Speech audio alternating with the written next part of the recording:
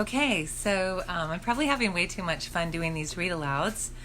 But anyways, here we go. Hope this works. This is the first one I've ever done live. So I'm going to read the first few minutes of In Cold Blood by Truman Capote.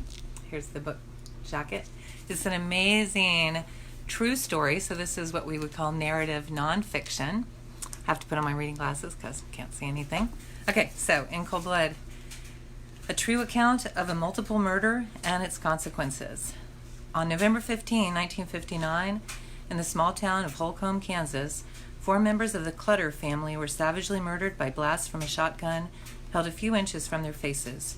There was no apparent motive for the crime, and there were almost no clues. 5 years, 4 months, and 29 days later, on April 14, 1965, Richard Eugene Hickok, aged 33, and Perry Edward Smith, age 36, were hanged for the crime on a gallows in a warehouse in the Kansas State Penitentiary in Lansing, Kansas. In Cold Blood is the story of the lives and deaths of these 6 people. It has already been hailed as a masterpiece. So, Truman Capote, incidentally, was good friends of Harper Lee, and she helped him a lot with the writing of this book. So, if you like To Kill a Mockingbird. Okay, so I'm going to just read the first few pages.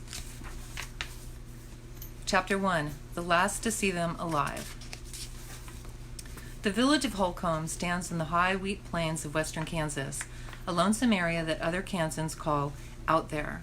Some 70 miles east of the Colorado border, the countryside, with its hard blue skies and desert-clear air, has an atmosphere that is rather more far west than Middle West.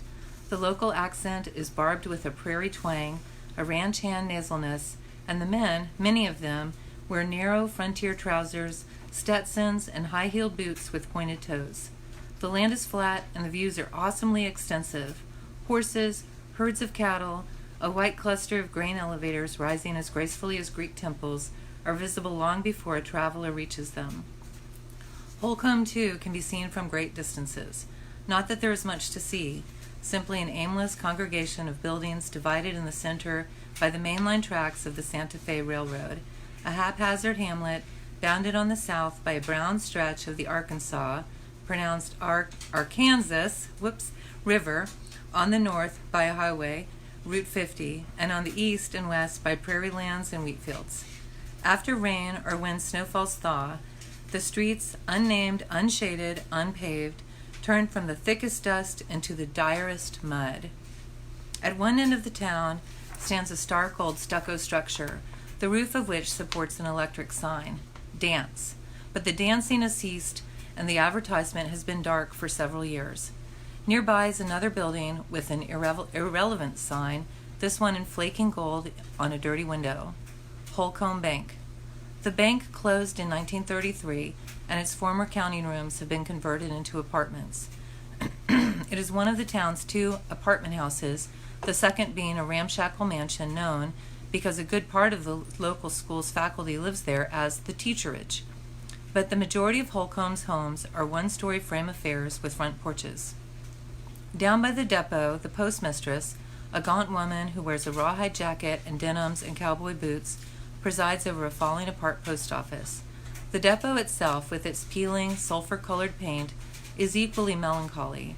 The chief, the super chief, the El Capitan go by every day, but these celebrated expresses never pause there. No passenger trains do, only an occasional freight. Up on the highway there are 2 filling stations, one of which doubles as a meagerly supplied grocery store, while the other does extra duty as a cafe, Hartman Cafe, where Mrs. Hartman, the proprietress, dispenses sandwiches, coffee, soft drinks, and a 3.2 beer. Holcomb, like all the rest of Kansas, is dry. After that, and that really is all, unless you include, as one must, the Holcomb School, a good-looking establishment which reveals a circumstance that the appearance of the community otherwise camouflages, that the parents who send their children to this modern and ably staffed consolidated school, the grades go from kindergarten through senior high, and a fleet of buses transport the students, of which there are usually around 360 from as far as 16 miles away, are, in general, a prosperous people. Farm ranchers, most of them, they're outdoor folk of very varied stock: German, Irish, Norwegian, Mexican, Japanese. They raise cattle and sheep, grow wheat, milo, grass seed, and sugar beets. Farming is always a chancy business, but in western Kansas, its practitioners consider themselves, quote, born gamblers, for they must contend with an extremely shallow precipitation, the annual average is 18 inches, and anguishing irrigation problems. However, the last 7 years have been years of droughtless beneficence. The farm ranchers in Finney County, of which Holcomb is a part, have done well. Money has been made not from farming alone, but also from the exploitation of plentiful natural gas resources, and its acquisition is reflected in the new school, the comfortable interiors of the farmhouses, the steep and swollen grain elevators. Until one morning in mid-November of 1959, few Americans, in fact few Kansans, had ever heard of Holcomb. Like the waters of the river, like the motorists on the highway, and like the yellow trains streaking down the Santa Fe tracks, drama, in the shape of exceptional happenings, had never stopped there. The inhabitants of the village, numbering 270, were satisfied that this should be so, quite content to exist inside ordinary life, to work, to hunt, to watch television, to attend school socials, choir practice, meetings of the 4-H club. But then, in the earliest hours of that morning in November, a Sunday morning, certain foreign sounds impinged on the normal nightly Holcomb noises, on the keening hysteria of coyotes, the dry scrape of scuttling tumbleweed, the racing, receding wail of locomotive whistles. At the time, not a soul in sleeping Holcomb heard them.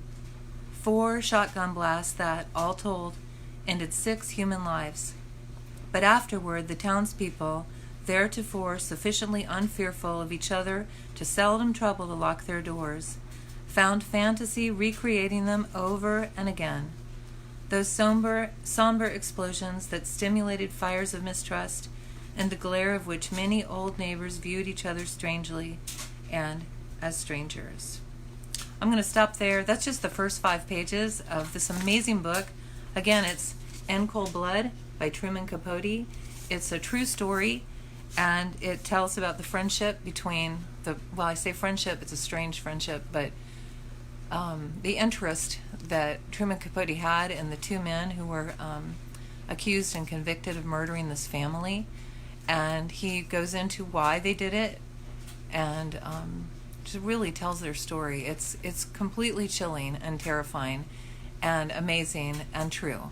And so, this book is perhaps not available on public domain, which is free books, but it's certainly available in every library and every bookstore, and it's well worth the read. If you like crime and you like true stories, this is a great book. So thanks for watching. This was my very first live video, so this was fun, and I was nervous, and I hope it went okay. Bye.